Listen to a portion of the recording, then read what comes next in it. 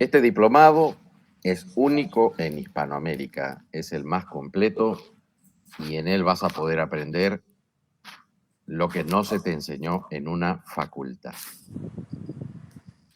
Queremos agradecer la presencia de nuestro representante nacional en Ecuador, el doctor Gerson Granda, quien es representante de la World Association for Curriculum Assessment en nuestro querido país ecuatoriano. Quien les habla, el doctor Máximo Estupiñán Maldonado, experto internacional en currículum por competencias, presidente mundial de la World Association for Curriculum Assessment. Vamos a empezar entonces nuestro curso introduciendo cuál es la finalidad de llevar un diplomado en lo que se denomina la didáctica dura. Este es un diplomado que está dirigido a docentes de inicial, de primaria, de secundaria, cualquiera de ellos, ¿sí? Pero también está dirigido, lo estudian muchos docentes de educación superior, ¿correcto? Lo estudian muchos docentes de educación superior, de educación técnica o universitaria, que quieren, obviamente, familiarizarse con las principales herramientas de la didáctica. ¿Para qué? Para poder diseñar mejores experiencias de aprendizaje para sus estudiantes, quieren obtener mejores resultados, quieren que ese tiempo que le dedican a planificar, ejecutar y evaluar sea un tiempo mucho más productivo y que proporcione los resultados esperados para la sociedad y obviamente las instituciones educativas. Este curso tiene básicamente dos grandes momentos. Para la parte sincrónica tenemos 4 sesiones, ¿ya? 4 sesiones para la parte sincrónica que son este martes, el día de hoy, el miércoles y el día jueves y viernes. Tenemos 4 sesiones. Aparte de ello, si usted no dispone tiempo para poder asistir, sintonizar las sesiones sincrónicas netamente, también usted va a poder acceder a plataforma y en plataforma va a poder, por supuesto, realizar lo que se denomina el estudio de todas las sesiones completas sin ningún inconveniente en su propio horario y en la comodidad de su hogar. Entonces recuerden que esta es la parte sincrónica, donde nosotros hacemos básicamente un resumen del diplomado y luego usted puede entrar a plataforma siempre y cuando esté inscrito. Recuerde bien que el acceso a la plataforma es solamente para los inscritos. Entonces, si usted puede asistir, se inscribió y puede asistir a esta parte sincrónica, perfecto. Y si no, puede llevar su curso de manera remota completamente ingresando al aula virtual. ¿Correcto? Recuerden que el acceso a la parte virtual es solamente para los inscritos.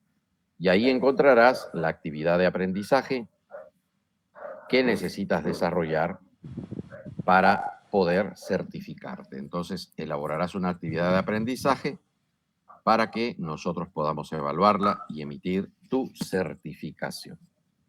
Excelente, entonces le damos la más cordial bienvenida a nuestros diferentes colegas. Vamos a empezar puntualmente entonces con nuestra sesión número 1. Hoy vamos a analizar el componente que está relacionado con las técnicas. El día miércoles, métodos. El día jueves, estrategias. Y el día ya básicamente viernes, cerramos con la parte experimental, ¿no?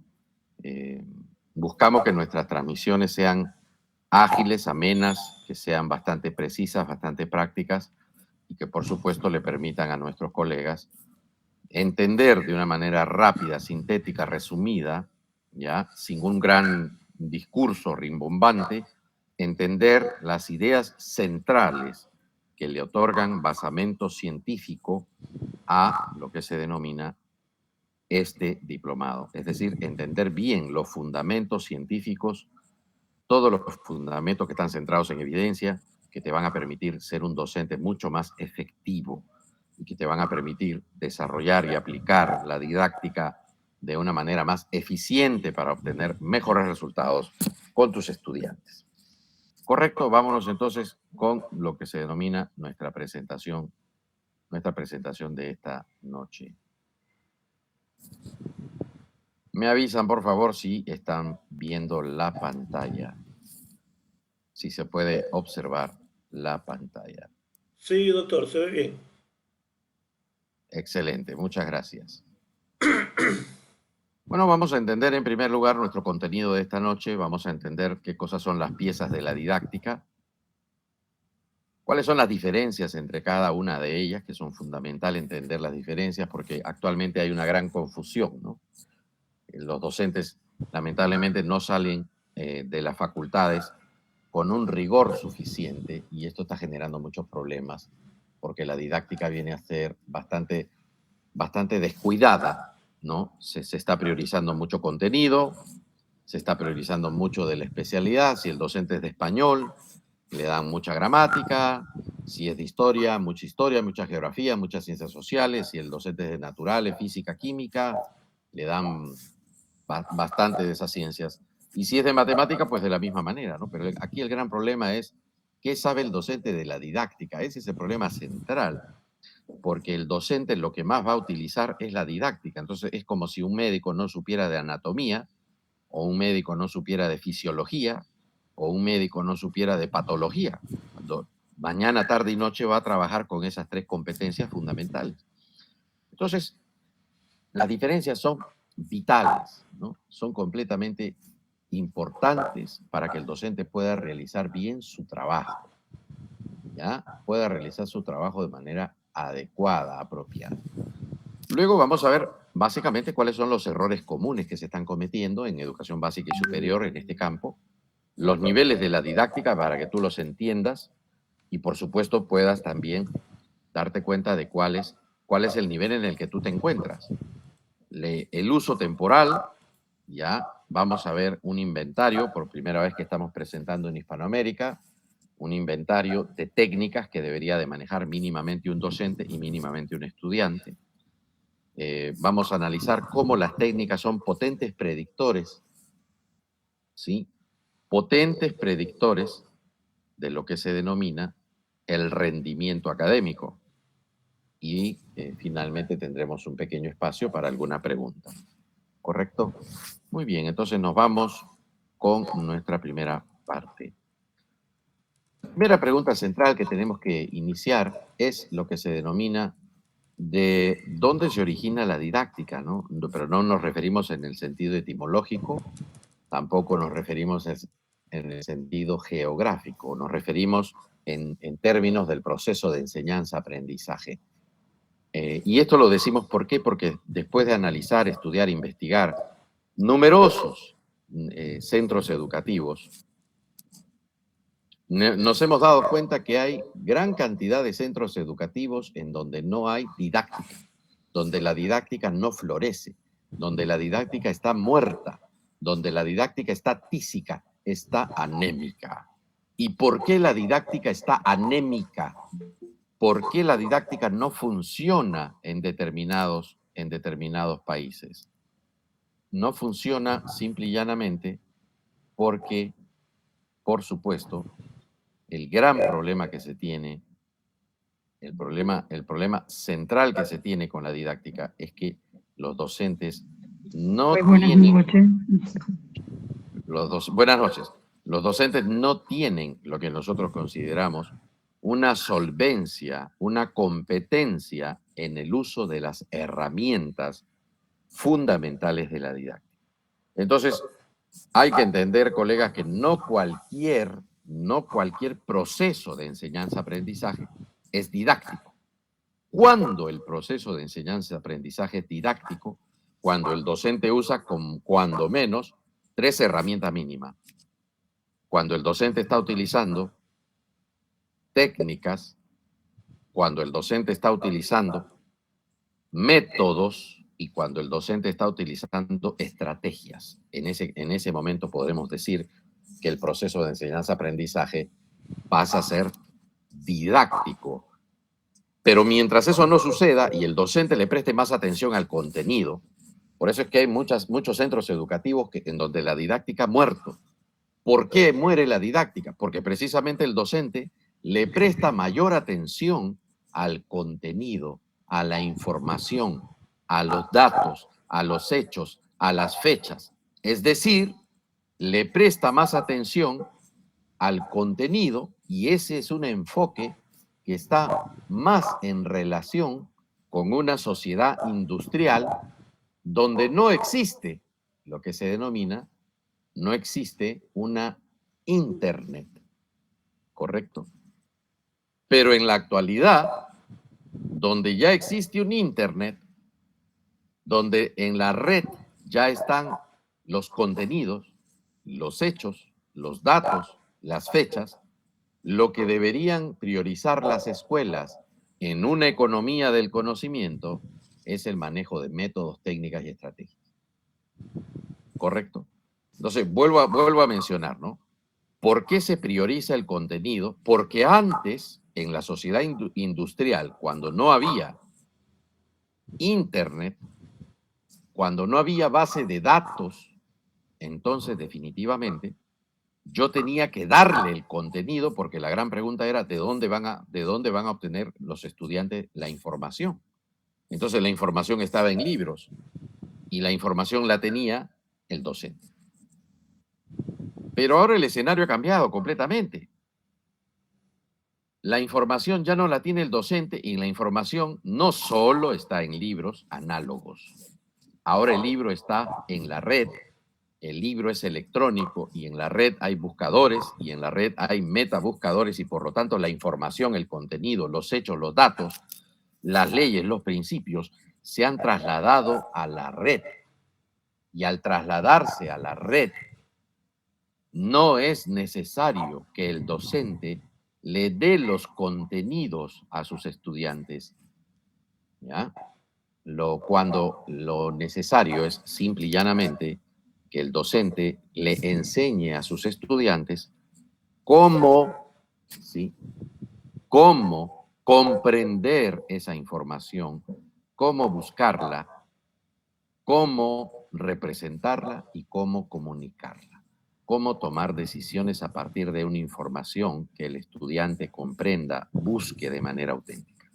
Entonces, muchas escuelas que nosotros supervisamos a nivel de Hispanoamérica, vamos encontrando grandes escuelas carísimas que están cobrándole un dineral a los padres de familia, pero el docente sigue siendo el mismo. El docente sigue egresando de una facultad privada o de una facultad de una universidad pública, pero sigue teniendo el docente los mismos problemas en una escuela pública, sigue teniendo los mismos problemas de didáctica en una escuela privada. ¿Por qué? Porque es el mismo docente. No hay una diferencia. Muchos padres de familia me dicen, no, es que yo pongo a mi hijo en una escuela privada porque yo quiero lo mejor para mi hijo. Perfecto, pero no vas a encontrar en la escuela privada docentes que sean mejores o que equivalgan a lo que tú estás pagando. Porque ese docente de la escuela privada es el mismo docente que tenemos en la escuela pública. ¿Puedes encontrar mejor infraestructura? Sí. ¿Puedes encontrar mejores aulas? Sí. ¿Mejores carpetas, pupitres? Sí. ¿Puedes encontrar un poco más de tecnología? Sí. ¿Una mejor biblioteca quizás? Sí. Lo que tú quieras. Pero el docente sigue egresando de las mismas facultades. Y al ser el mismo docente, entonces las escuelas están trabajando con la misma materia prima en términos de recursos humanos. Y este recurso humano tiene una gran debilidad en Hispanoamérica. No domina la didáctica. Y entonces el docente se concentra más en su especialidad, porque eso es lo que le enseñan a adorar en la facultad. Se concentra en que él tiene que dominar más el conocimiento del área que está enseñando, del área que va a enseñar, sea de inicial, de primaria o de secundaria, y descuida completamente la didáctica. Y ese es un problema de formación, es un problema de defecto de fábrica. ¿Correcto? Entonces, sumamente interesante. La didáctica inicia cuando utilizamos de manera intencional y de manera consciente un conjunto de elementos que van a determinar el efecto mayor de la experiencia de aprendizaje. Y esos elementos fundamentales del docente que están dentro de la enseñanza son tres: las técnicas, los métodos y las estrategias. La didáctica, colegas, tiene 4 piezas fundamentales que usted tiene que entender, diferenciar y usar a su favor y a favor de sus estudiantes. Si usted no maneja estas 4 piezas, por lo menos una, entonces estaría en un nivel predidáctico completamente, ¿no? En un nivel de la predidáctica. Primero, los procedimientos, que son acciones ordenadas para obtener resultados. ¿Correcto? Usted no puede enseñar si no maneja adecuadamente los procedimientos mínimos, es decir, acciones ordenadas que usted tiene que realizar con sus estudiantes para que puedan aprender. Si yo junto varios procedimientos, tendré ya una técnica, ¿no? Ya la técnica viene a ser ya un conjunto de procedimientos que usamos de manera ordenada para obtener determinados resultados. Mejor todavía que las técnicas tendremos los métodos. Los métodos vienen a ser un conjunto de técnicas que usted va a ejecutar de manera ordenada para obtener un determinado resultado. ¿Correcto? Y mejor aún que los métodos, tenemos las estrategias. Ya las estrategias son toma de decisiones conscientes que realizan los docentes, que realizan los estudiantes y que van a permitir, van a posibilitar lo que se denomina un aprendizaje, pero ya a nivel metacognitivo. ¿Correcto? A nivel metacognitivo. Es decir, las estrategias son las únicas que le permiten a un estudiante aprender a aprender permanentemente, de manera autónoma y sostenible a lo largo de su vida. Las estrategias son, colegas, la joya de la corona de la didáctica. Todos los sistemas educativos aspiran a que sus estudiantes puedan realizar lo que se denomina, puedan realizar un aprendizaje estratégico. Por ello, podemos mencionar y afirmar que las estrategias son la categoría de la didáctica más importante que ha producido la psicología educativa de fines del siglo XX. ¿Correcto? Es tan potente, fíjense ustedes, esta categoría, tan bien investigada, tan bien respaldada por data, que a pesar del desarrollo de las neurociencias educativas, todavía no se ha logrado superar la categoría de estrategias de enseñanza-aprendizaje. Ha sido tremendamente potente, ¿no? O sea, la investigación que se ha realizado para poder identificar las estrategias, porque las estrategias tienen una característica, tienen mucha data de campo, mucha data experimental de respaldo. Y aunque se han desarrollado todas las neurociencias hasta la fecha de hoy, que han ido demostrando que muchas cosas que se estaban haciendo en educación eran erróneas, las estrategias han soportado perfectamente y son la categoría más superior, más importante, más relevante de la psicología del aprendizaje de fines del siglo XX. Ahora vamos a las diferencias, ¿no? No debo confundir jamás un procedimiento con una técnica, con un método y con una estrategia. El procedimiento es corto, breve, ¿ya? En una línea de tiempo el procedimiento es pequeño, no me abarca mucho tiempo. El procedimiento siempre será ordenado, por eso que usted tiene acá abajo la letra O. La letra O significa que yo lo tengo que ejecutar ordenadamente y la R significa que lo tengo que ejecutar, si lo ejecuto ordenadamente, me va a brindar un resultado. Un ejemplo de procedimiento sería leer. Leer es un procedimiento, va de izquierda a derecha y de arriba hacia abajo. Entonces, en nuestro idioma hay que seguir ese orden para obtener el resultado de la lectura, que tendría que ser la comprensión. Pero si yo junto varios procedimientos, entonces lo que ya tengo son técnicas, ¿no? Las técnicas ya son un conjunto de procedimientos igualmente ordenados para obtener un resultado. Un ejemplo de procedimiento sería ya la lectura comprensiva, ¿no? Si el estudiante de frente lee, es un procedimiento. Pero si él lee de manera comprensiva, ya está aplicando una técnica. Por ejemplo, ¿no? ¿Qué significa que lea de manera comprensiva? Que si lee de manera comprensiva, significa que él, por ejemplo, en primer lugar, trata de comprender el título, analizar el título, todavía no va al texto, analiza el título. Luego de analizar el título, hace una predicción lectora, hace una predicción de qué tratará, de qué tratará la lectura. ¿Ve? Entonces, ahí ya realizó, solamente con el título, ya realizó 2 procedimientos en esa técnica. Luego realizará una primera lectura de familiarización, una segunda de profundización, una tercera de subrayado y luego con el subrayado una síntesis. Entonces, como pueden ver, aplicar esos 5 procedimientos forman la técnica de lectura comprensiva. Entonces, procedimiento sería la lectura simplemente. Lectura comprensiva, la técnica. Ahora, si yo junto varias técnicas, dentro de ellas la lectura, pero también otras técnicas, entonces yo podré tener un método. No hay manera de ejecutar un método si no es a través de las técnicas. Y no hay manera de aplicar una técnica sino a través de sus procedimientos. ¿Correcto? Pero en el caso de los métodos, las técnicas y los procedimientos, hay 2 elementos que hay que entender que son comunes. En primer lugar, los procedimientos, las técnicas y los métodos son primos hermanos. ¿Correcto? Son primos hermanos. ¿Ya? Son primos hermanos. ¿Por qué? Porque los 3, el procedimiento, la técnica y el método, los 3 son prescriptivos. Por así decirlo, son más esquemáticos, son más fijos y son cognitivos.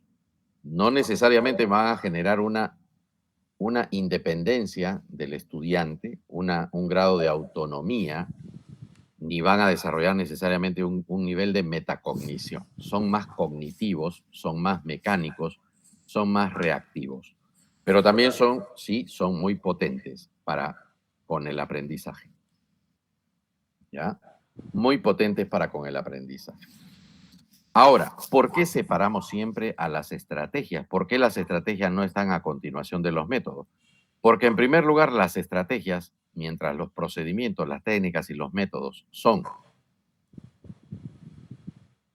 prescriptivos, las estrategias son flexibles. La estrategia significa que los estudiantes van a tomar sus propias decisiones y ellos van a decidir qué procedimientos usan, qué técnicas y van a decidir qué métodos van a utilizar.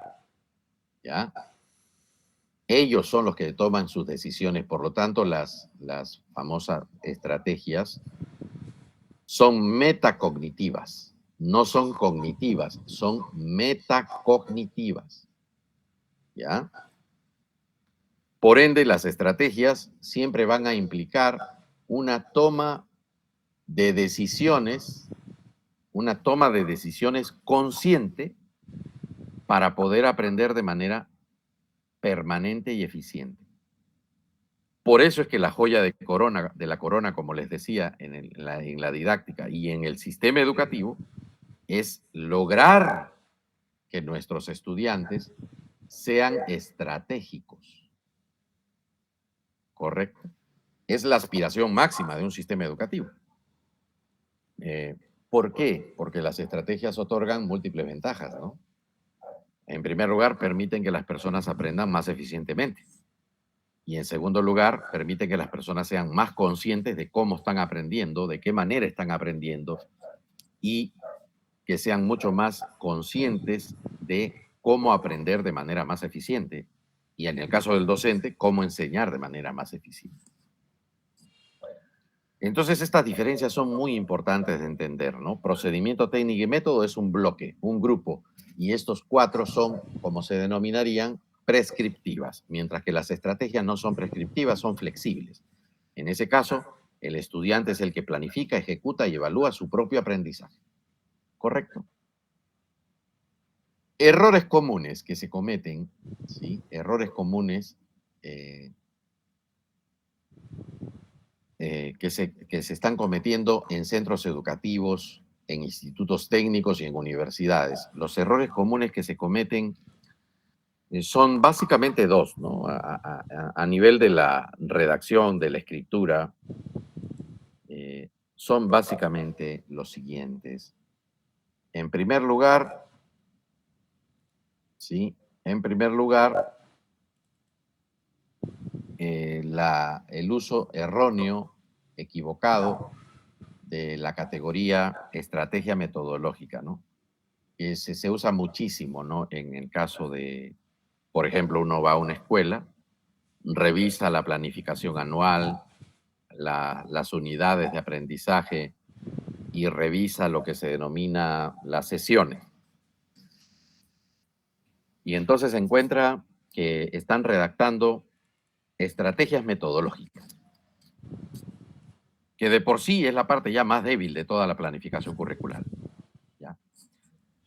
¿Por qué? Porque hay una serie de inconsistencias. Como les decía, el docente todavía confunde procedimientos, no tiene la claridad de qué cosa es un procedimiento, qué cosa es una técnica, qué cosa es un método y qué cosa es una estrategia.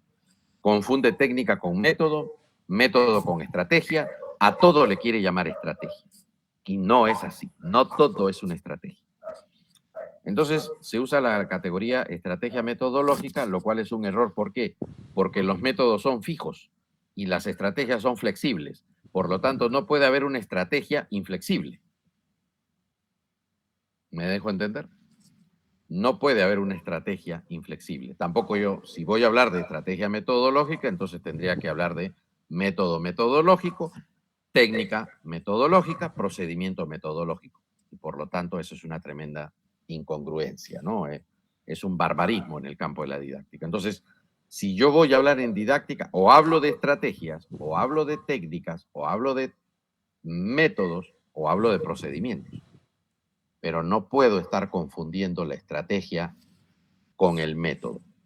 ¿Correcto? Entonces, estrategia metodológica no se debe usar. Ese es un error, un barbarismo, porque la estrategia es flexible y el método no. El método es inflexible. Entonces, esto significa que yo debo de hablar o hablo de estrategia, o hablo de método, o hablo de técnica, punto. Pero no debo de mezclarlos. ¿Ya? Hablo de los tres por separado o los separo con comas. Y hay otra que, por ejemplo, usan en muchos países, me hablan y me dicen, nosotros tenemos ciertas estrategias didácticas. Mire, eso se llama, en el idioma se llama redundancia. Ahí está redundando el docente, ¿no? ¿Por qué? Porque si yo estoy hablando de educación, y en educación toda estrategia forma parte de la didáctica. Entonces ya está de más que yo diga estrategia didáctica. Es como decir, vamos a salir afuera, o vamos a entrar adentro, o vamos a subir arriba. Ya es una redundancia. Entonces yo no debo decir estrategia didáctica, método didáctico, ni técnica didáctica. Si ya estoy en el campo educativo, no es necesario acompañar de la palabra didáctica ni a la técnica, ni al método, ni a la estrategia, porque precisamente, ¿no? Tal como les había mostrado, las cuatro piezas de la didáctica son efectivamente los procedimientos, la técnica, los métodos y las estrategias. Será redundante si yo digo procedimiento didáctico, técnica didáctica, método didáctico, estrategia didáctica. Todo eso es redundante. Entonces, un gran error está en cometerse lo que se llama, sí, hablar de estrategias didácticas. Si ya estamos en educación, ya está por demás sobreentendido. ¿Por qué? Porque estas cuatro piezas forman parte de la didáctica. No hay una sola estrategia fuera del campo de la didáctica, ni tampoco existe método alguno al margen de la didáctica, ni técnica alguna fuera de la didáctica. ¿Correcto? Ahora vamos a entender qué cosas son los niveles de la didáctica. Cuando nosotros hemos supervisado múltiples escuelas a nivel básico, institutos y universidades, nos hemos dado con un dato interesante que hemos ido encontrando al observar las aulas. Hemos observado cientos de escuelas, cientos de facultades y de institutos técnicos, y lo que hemos encontrado es algo muy interesante, que no todos los docentes, a pesar de que están en la misma universidad, instituto o en la misma escuela, los docentes no están en el mismo nivel de la didáctica. Y esto es impresionante, porque es como si yo estuviera produciendo, vamos a decirlo así, ingenieros, programadores, y hay unos ingenieros que en una empresa están programando con MS-DOS y hay otros ingenieros que están programando con Python.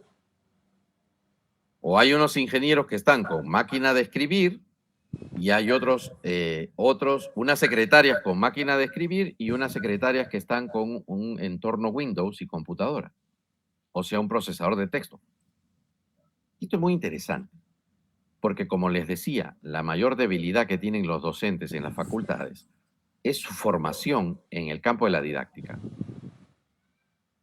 Y al no tener una base sólida en el campo de la didáctica, cada docente empieza a marchar solo. Hay docentes que logran aprender más y hay docentes que se mantienen con lo mínimo, ¿no? Es lo que nosotros llamamos el docente que va a la velocidad neutro. Y ese docente que va a la velocidad neutro es este que está acá abajo, en el nivel cero. Es decir, es un docente que tiene, digamos, conocimientos de su área y que se encuentra en un nivel de la predidáctica. ¿Correcto? En un nivel de la predidáctica. Esto es muy interesante. ¿Qué cosa es la predidáctica? Es cuando el docente no maneja ni técnica, ni método, ni estrategia, ni mucho menos hace experimentos en didáctica. El docente lo que maneja es, digamos, si él es de matemática, él sabe un poco de matemática, si es de español, sabe de español, si es de sociales, sabe un poco de sociales, si es de naturales, sabe un poco de naturales. Pero cuando tú le hablas, a ver, tú eres profesor de sociales, correcto. A ver, háblame, ¿con qué método trabajas tú con tus estudiantes? No sabe cuál es el método. Le hablas de matemática y le dices, a ver, bueno, explícame las técnicas, los métodos y las estrategias que tú utilizas. Y entonces el docente no sabe ni la diferencia entre métodos, técnicas y estrategias, no las utiliza de manera coherente, no las utiliza de manera clara, de manera precisa, ¿no?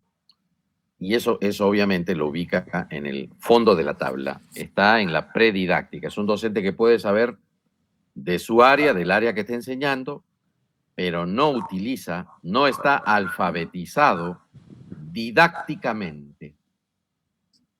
El nivel 1 de la didáctica es cuando ya el docente maneja un paquete de técnicas mínimo, ¿ya? Ya él maneja un paquete de técnicas, digamos, para comprender, para buscar información, un paquete de técnicas para representar o comunicar. Mejor aún es cuando el docente ya maneja métodos, ¿no? Es decir, si tú le dices, mire, colega, vamos a trabajar, esta unidad la trabajamos por estudio de casos. Él sabe perfectamente cuál es el método por estudio de casos y lo puede aplicar. O le decimos, mire, este año vamos a trabajar con el método de aprendizaje clínico. Él sabe perfectamente en qué consiste el aprendizaje clínico y lo va a aplicar a lo largo del año. Mire, vamos a trabajar esta unidad de aprendizaje con el método de investigación-acción. Vamos a usar, por ejemplo, el STEAM. Entonces él aplica el STEAM sin ningún problema. Mejor todavía es cuando el docente ya maneja técnica, método y maneja ya estrategias. Las estrategias son nanobots con los cuales él va a reforzar las técnicas. Y eso entonces le va a permitir a él, al aplicar esas estrategias, a apuntar y desarrollar determinados procesos netamente metacognitivos con sus estudiantes, procesos muy finos que van a favorecer la conexión neuronal. ¿Correcto? Son procesos que le encantan al cerebro. Es por eso que yo siempre lo digo, ¿no? Las estrategias son lo que más le encantan al cerebro. Le fascina, al cerebro le fascinan las estrategias, pero también le fascinan los métodos y le fascinan las técnicas. ¿Por qué? Porque el cerebro está diseñado para seguir patrones. El cerebro está diseñado, aprende mejor cuando encuentra la información ordenada. Comprende mejor, aprende más rápido y aprende por más tiempo. ¿Correcto? Ese elemento es muy importante de entender. Las estrategias Entonces son una característica de muy pocos docentes, están en un nivel de didáctica 3. Y en nivel de didáctica 4, ya ese nivel solo lo tienen docentes de países del primer mundo, ¿no? Por ejemplo, en el caso de Singapur, Japón, Corea del Sur, el docente trabaja, digamos, unas 40 horas. Pero de esas 40 horas no está dictando clase 40 horas. Él está dictando clase 35 y 5 horas la dedica a diseñar experimentos y aplicar esos experimentos con sus colegas. Los experimentos los ejecutan por área y por grado. Quiere decir que los docentes están manipulando las técnicas, los métodos, las estrategias de manera experimental. Sumamente interesante. Muy por el contrario, en los países del tercer mundo, en vías de desarrollo, se les llama, los docentes están dedicados a planificar y estar ejecutando y clase, pero lamentablemente los docentes no planifican experimentos. Y aquí viene otra gran deficiencia desde las facultades, ¿no? Porque no les enseñan la investigación científica experimental como una competencia transversal o una competencia general. Ese es el gran problema que se tiene, ¿no? En el caso del Perú, por ejemplo, el Perú a nivel de escuelas tiene 80.000 escuelas públicas y 20.000, 25.000 escuelas privadas. Entonces la gran pregunta que yo hago siempre es, ¿cuáles de esas 100.000 escuelas, están haciendo experimentos? Ninguna. Entonces es impresionante cómo se pierde la oportunidad de trabajar de una manera más efectiva a través de los experimentos. Los experimentos vienen a representar el mayor eslabón de la cadena porque le permiten a los docentes realizar y tener un mayor control sobre el proceso de enseñanza-aprendizaje y obtener data experimental que les permita tomar mejores decisiones para la optimización de los procesos de enseñanza y de aprendizaje. Entonces, en conclusión, esta gráfica que les estoy mostrando aquí demuestra que, en efecto, los docentes tienen diferentes niveles de la didáctica, ¿ya? Diferentes niveles de la didáctica. Usted puede entrar a un centro educativo y los docentes no están trabajando la didáctica en el mismo nivel. Y eso es un gran problema, Sí, porque sí, hay está bien, docentes que gracias. están trabajando muy bien, hay docentes que están trabajando regular y hay docentes que están trabajando de manera deficiente, pero a todos les estamos pagando prácticamente lo mismo. Y también, déjenme decirles, que hay docentes que, por ejemplo, están con 10 años de antigüedad, se supone que deberían trabajar mejor que los que tienen 5 años de antigüedad. Y encontramos docentes con 15 años de antigüedad que deberían trabajar mejor que los de 5 y los de 10 años. Entonces, si nosotros observamos lo que se denominan este campo tan interesante de la aplicación temporal, ¿ya? Nos vamos a dar cuenta que las técnicas, las estrategias y los métodos son y deben aplicarse de manera ubicua, es decir, los estamos usando permanentemente, ¿ya?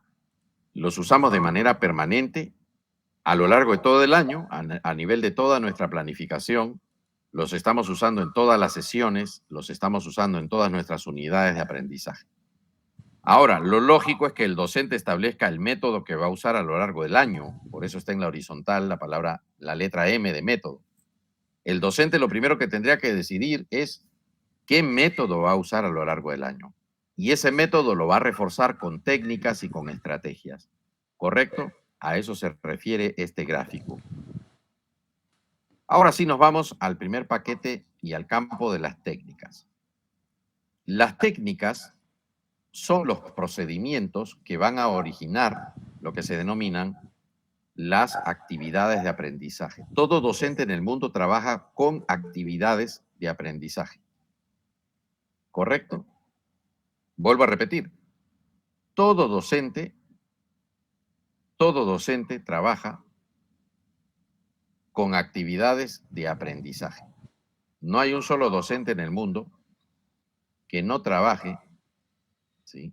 Con actividades. Pero acá lo más importante de entender es que las actividades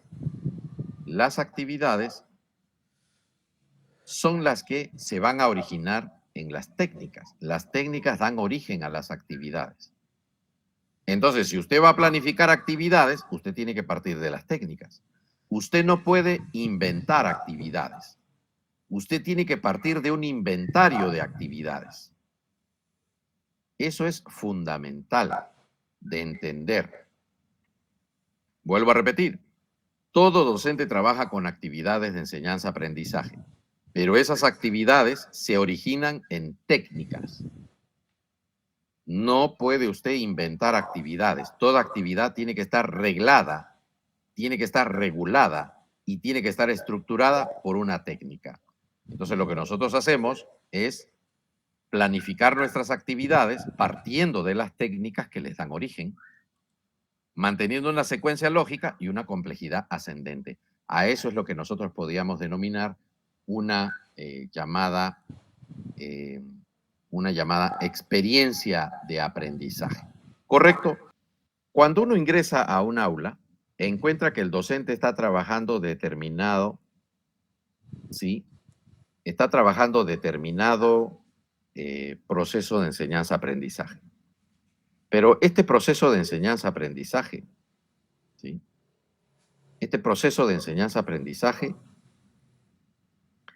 se caracteriza porque si nosotros lo vamos a dividir en unidades, en partes, nos vamos a dar cuenta que lo que tiene de común, ¿sí? Lo que tiene de común es básicamente un conjunto de actividades de aprendizaje sucesivas con un orden. A ese orden le llamamos secuencia lógica, ¿no? Secuencia lógica significa que lo que usted está haciendo en su actividad 1 le va a servir para la siguiente actividad 2. Y lo que hace en la actividad 1 y 2 le van a servir para la actividad 3 y así sucesivamente.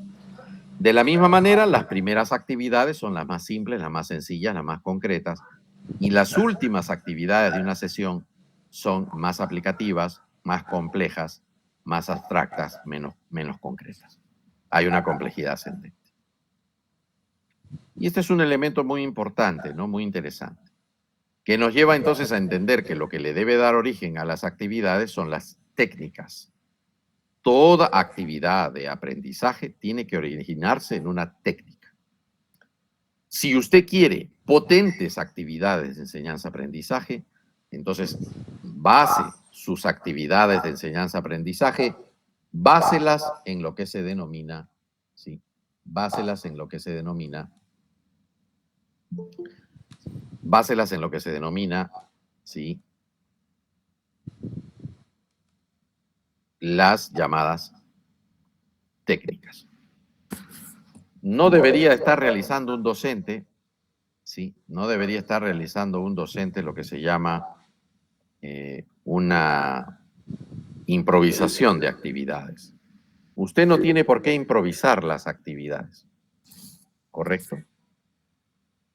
No tiene por qué improvisarlas porque las actividades ya están inventariadas en matrices como las que yo voy a mostrar, y con esa matriz tú puedes hacer tu planificación anual perfectamente. ¿Ya? Puedes usar estas técnicas que voy a mostrar de una manera ordenada. Pero volviendo a este componente, ¿no? Volviendo a este componente de las técnicas, primero abordaremos brevemente su clasificación. ¿Ya? Vamos a clasificar las técnicas en 4 grandes bloques. Hay técnicas que usted le tiene que enseñar y que usted va a usar con sus estudiantes, pero le llamamos técnicas de búsqueda, ¿no? Ahí es cuando usted le va a enseñar a un niño, a un adolescente, a un adulto a buscar la información. Esto es fundamental. No le debemos dar la información. Lo que tenemos que hacer es enseñarles a, ¿qué cosa? Enseñarles a conseguir la información. Una vez que buscan la información, pueden pasar a comprenderla. Hay otro paquete de técnicas para que comprendan. Y una vez que comprenden, pueden pasar a aplicar técnicas para representar. Lo que se ha comprendido puede representarse. ¿Ya? Necesariamente debe representarse. Y finalmente, una vez que ya un niño, adolescente o un adulto puede representar, es capaz de representar lo que ha comprendido, entonces ahora sí podría pasar a comunicarlo. Por lo tanto, estas técnicas, esta taxonomía, agrupa las técnicas en 4 grupos porque esa es la ruta que sigue el cerebro. El cerebro busca lo que necesita, comprende, una vez que comprende, lo representa para poder recordarlo, para poder operar, tomar una decisión mejor y luego comunica a otras personas. Acá les vamos a presentar un inventario de técnicas por primera vez en Hispanoamérica. Están las técnicas inventariadas y clasificadas. Técnicas de búsqueda de información. Tú puedes usar cualquiera de estas técnicas para que tus estudiantes aprendan a buscar la información. ¿Correcto? También, después de buscar la información con alguna de estas técnicas, puedes usar las técnicas para la comprensión, luego las técnicas de representación, luego las técnicas de comunicación. Esto es muy importante de entender esta secuencia. No significa que todas las vas a trabajar en una sesión, sino que tú puedes seleccionar una para buscar, una para comprender, una para representar, una para comunicar. Perfectamente alcanza. Entonces, el docente, a la hora de hacer su planificación anual, sus unidades, sus sesiones, debe de partir de este inventario, ¿sí? Debe partir de este inventario y con este inventario realizar la planificación de sus sesiones de enseñanza-aprendizaje. Entonces, nunca planifiques actividades sin partir del inventario de técnicas, porque jamás debes estar planificando actividades que no están estructuradas. Jamás debes estar planificando actividades que no tienen un respaldo científico, actividades que no tienen lo que se denomina una estructura y que no te van a brindar un control sobre la experiencia. Cuando tú trabajas con actividades, ¿ya? Lo más importante es entender que las técnicas en las que tú te basas para crear las actividades te van a proporcionar lo que se denomina orden, estructura, efectividad, claridad en los pasos. Y por lo tanto, eso te va a permitir obtener mejores resultados. Entonces, jamás el docente debe improvisar actividades. Lo que debe hacer el docente es partir de un inventario de técnicas y con este inventario de técnicas desarrollar lo que se llaman sus actividades de enseñanza-aprendizaje. ¿Correcto? ¿Qué técnicas puedo buscar si quiero que mis niños, adolescentes o adultos busquen la información? Usamos la técnica de las preguntas, los cuestionarios, las encuestas, las entrevistas, la observación, la búsqueda electrónica, bibliográfica o hemerográfica. Todas esas son técnicas para buscar. Si ya buscaron, puedes pasar a la comprensión, lectura comprensiva, subrayado, resumen, síntesis, mapa conceptual, cuadro comparativo, autorreporte, carta a un amigo, ensayo de 1 minuto, estructuración semántica, test close o GOBETS. ¿Correcto? Si ya comprendieron, entonces ahora puedes pasar a que representen. Les puedes pedir que hagan un esquema, un diagrama, un organigrama, un flujograma, un histograma, que hagan cuadro comparativo, que hagan, cuadros estadísticos, círculos proporcionales, mapas, los famosos mapas, las líneas de tiempo, cronologías o maquetas. Y si ya representaron, les puedes pedir que comuniquen. Entonces podemos hacer conversaciones, discusiones, debate, foros, mesa redonda, panel, simposio, presentaciones, exposiciones, muestras o ferias. También pueden hacer, después de toda esa técnica de comunicación oral, usar técnicas de comunicación escrita como volante, díptico, tríptico, afiches, infografías, revista escolar, diario escolar, murales, el artículo, el informe, el ensayo, la monografía y la tesis. ¿Correcto? Todas esas son técnicas de comunicación escrita. Luego pueden pasar a las técnicas de comunicación ya más electrónica, ¿no? Como grabar audios, hacer podcast, hacer streaming, o sea, transmisiones en vivo, hacer vídeos, ya, publicar, usar las redes sociales para comunicar por ejemplo, en un grupo de Facebook, un Instagram, un TikTok, ya, un diario digital, una revista digital, un noticiero digital, una página web. Todo estudiante ya de sexto de primaria debería tener, todo niño debería tener lo que se denomina una, eh, una página web. ¿Correcto? Una página web. Todo niño debería de terminar la primaria con una página web. En esa página web debería de expresar sus actividades, sus intereses, ¿ya? Los temas que le agradan, los temas que le gustan, a qué se quiere dedicar con una orientación hacia la producción o hacia el campo de los servicios. ¿Ya? Eso es fundamental. Esa página web después se transformaría en la página web de su empresa, en donde él va a poder ofertar un conjunto de productos o un conjunto de servicios. Pero es fundamental que los niños egresen con ya una página web. Entonces esperamos que este inventario les sirva a todos ustedes, ¿no? A todos los docentes les está encantando este inventario porque les está permitiendo planificar de una manera mucho más rápida. Aquí tenemos una técnica que se llama el autorreporte, para que lo puedan ver. Está en el autorreporte, está aquí, es una de las técnicas de comprensión. Esta profesora lo ha utilizado el autorreporte como una evaluación de salida, ¿no? Entonces está usando una técnica de comprensión como evaluación de salida. Y entonces después de sus clases, ella está preguntándole 3 cosas, ¿no? Le pide un autorreporte de 3 cosas a sus estudiantes. Les dice, a ver, dime 2 o 3 cosas que aprendí hoy, 2 o 3 cosas que te interesaron y dime una pregunta que tienes. Entonces el niño anota cosas que aprendí hoy, cosas que me interesaron y preguntas que tengo. En este caso vean cómo la docente está usando el autorreporte como una técnica de evaluación de salida.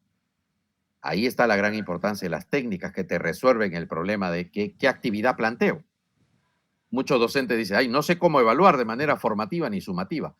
Las técnicas te permiten no solo enseñar, no solo le permiten a los estudiantes aprender de manera más efectiva, las técnicas te permiten diseñar una mejor evaluación, una evaluación más precisa, más ordenada, confiable.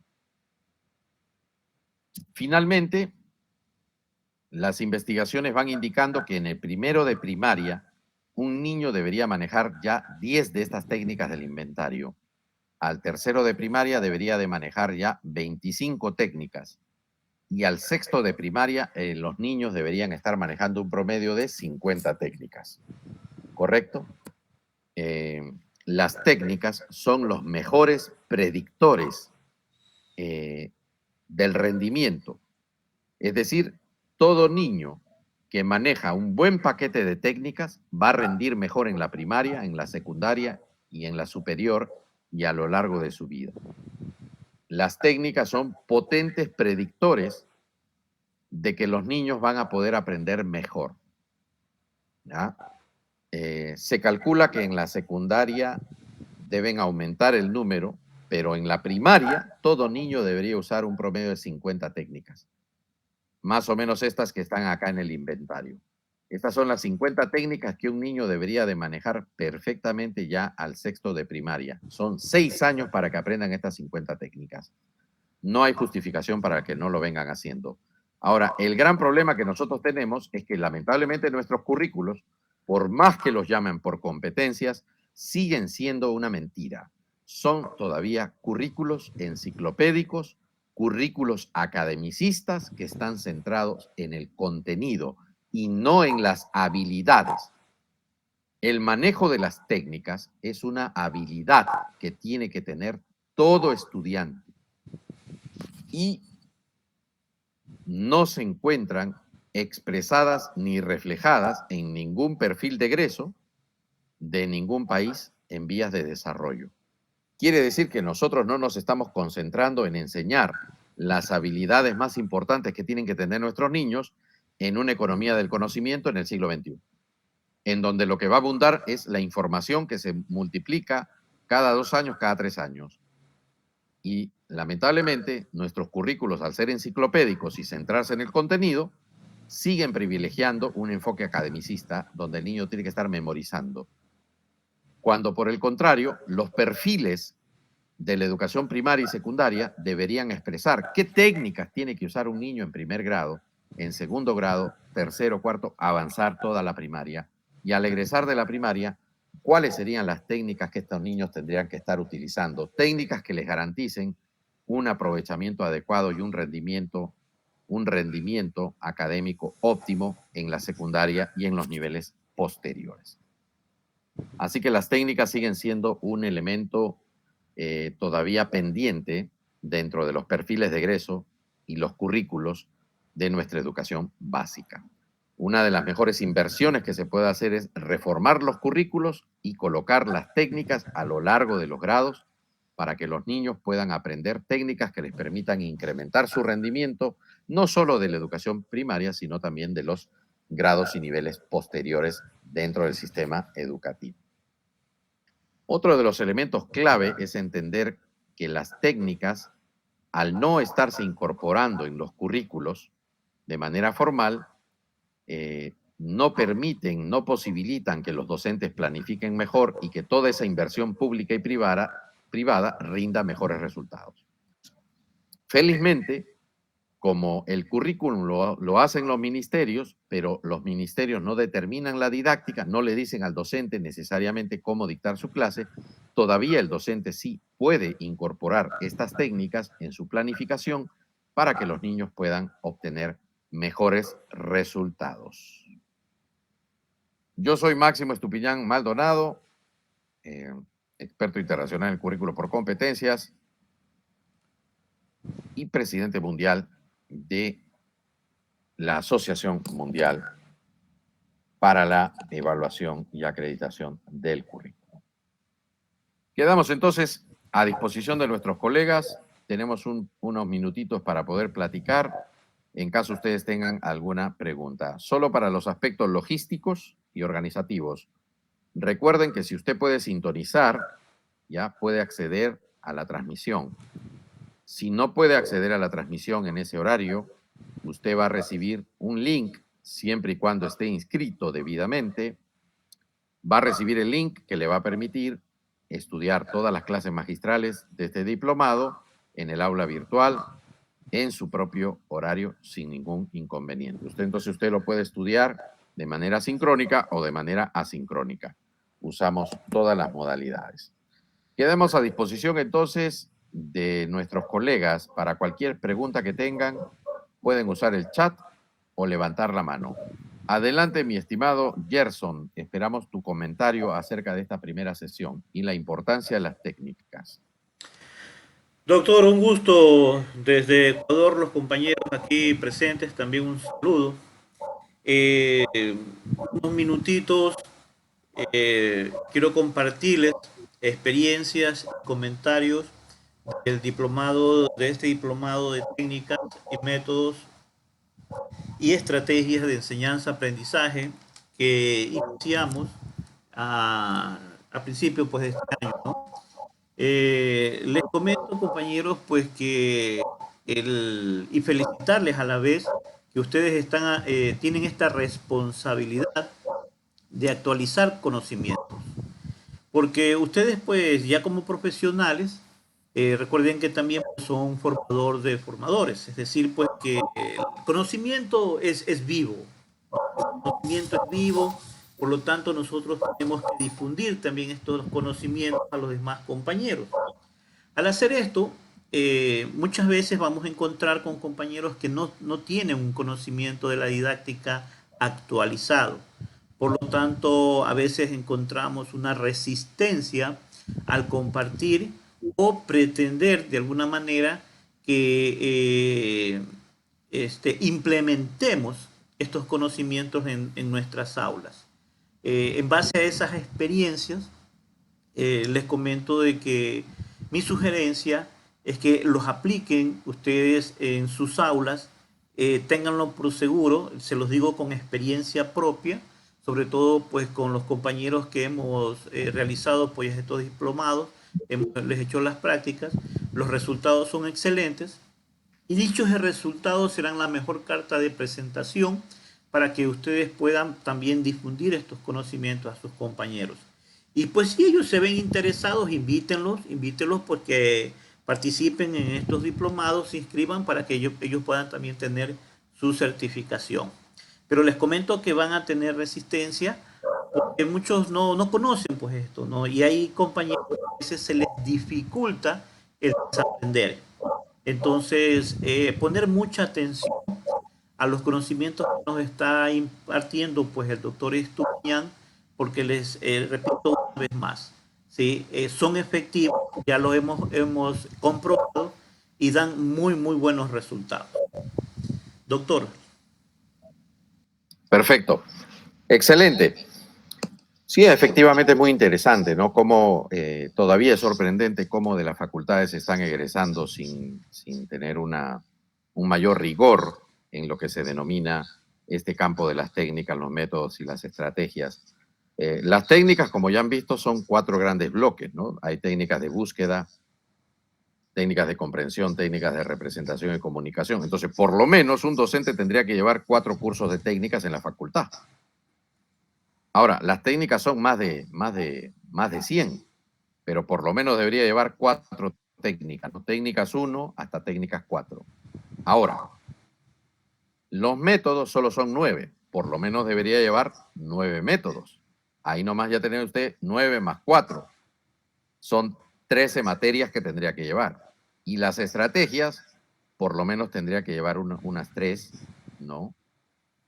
Unas 3 estrategias, entonces son 7 y 9, o sea, son más o menos unas 16 materias que deberían estar llevándose obligatoriamente las facultades para reforzar la parte de la didáctica. Lamentablemente las facultades siguen todavía con su obsesión en contenidos, su obsesión enciclopédica y su obsesión academicista, adorando las especialidades por encima de la didáctica.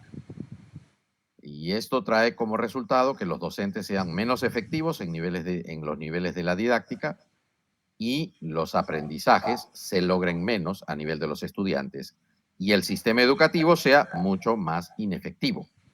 Y eso se traduce finalmente en PIB per cápita, se traduce en Producto Bruto Interno y tiene conexiones impresionantes con la economía. Muy bien, colegas, entonces ha sido todo por esta noche. Los esperamos el día de mañana. No se esperen, no se despeguen de su curso. Ya, hazme llegar, mi estimado Gerson, por favor, el correo electrónico de los colegas para mandarles ya el acceso a su link, de manera que puedan ya acceder a la plataforma, irse familiarizando y también con las actividades de aprendizaje para que las vayan avanzando. Recuerden que las transmisiones van a ser por 4 días, pero usted tiene todo el mes para mandar sus actividades de aprendizaje. En la última fecha nosotros le damos una semana más o 2 semanas más para que usted termine de revisar la plataforma. Ahí tiene las clases magistrales grabadas y va a poder realizar sus actividades de aprendizaje. Le damos una fecha para que usted pueda enviar las actividades de aprendizaje y de esa manera pueda certificarse apropiadamente. ¿Correcto? Muy bien. Entonces, nos envías, mi estimado Gerson, los correos electrónicos para proporcionarles ya el acceso a el aula virtual. Por nuestra parte, ha sido un placer, ya, ha sido un placer estar con todos ustedes esta noche y los esperamos el día de mañana para continuar con nuestro segundo encuentro, nuestra segunda sesión que estará dedicada única y exclusivamente a los métodos de enseñanza-aprendizaje. Así que si no te quieres perder los 9 métodos que hay en el mundo, la sesión número 2 es la más recomendada para ti. Ahí vas a poder entender cuáles son los métodos que hay en el mundo para poder enseñar, cuántos son, cuáles son y en qué consiste cada uno de ellos, para que tú los puedas aplicar de manera efectiva, sin importar el nivel educativo en el que tú te encuentras. Le damos nuestro agradecimiento a los colegas por habernos sintonizado en este curso, en este diplomado internacional y, por supuesto, a nuestro representante nacional de Ecuador, el doctor Gerson Granda. Un fuerte abrazo para todos ustedes. Los esperamos el día de mañana de parte de la World Association for Curriculum Assessment. Ha sido un placer estar con todos ustedes, colegas. Les mandamos un fuerte abrazo hasta el Ecuador. Que tengan muy buenas noches y nos vemos hasta el día de mañana, si Dios lo permite. Muchísimas gracias. Gracias, doctor. Buenas noches a todos.